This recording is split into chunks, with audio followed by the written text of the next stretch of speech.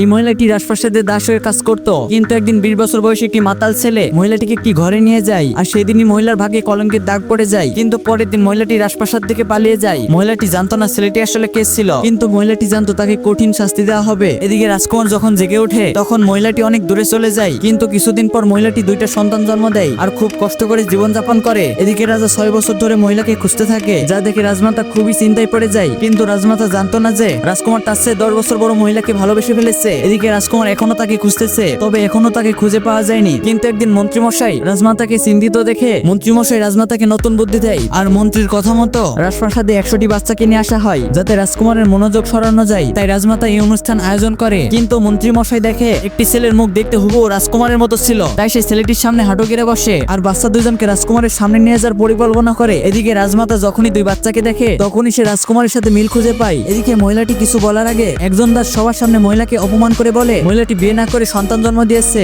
যা শুনে রাজমাতা তো অনেক রেগে যায় আর মহিলাকে কলঙ্কিত অপবাদ দিয়ে শাস্তি দিতে যায়। কিন্তু বাচ্চা ছেলেটি এইসব দেখে রাজমাতার উপর অনেক রেগে যায়, তাই ছেলেটি রাজমাতার বিরুদ্ধে নিষ্ঠুরতার অভিযোগ নিয়ে আসে আর মায়ের প্রতিশোধ নেওয়ার হুমকি দেয়। এদিকে রাজমাতা তো তার কথা শুনে হতবাক হয়ে যায়, কিন্তু তখনই রাজকুমার সেখানে আসে। রাজকুমার সেখানে এসে মহিলাকে দেখেই চিনতে পেরে যায়। আর পরের পার্টিতে বিরত লেখ কর বাবা।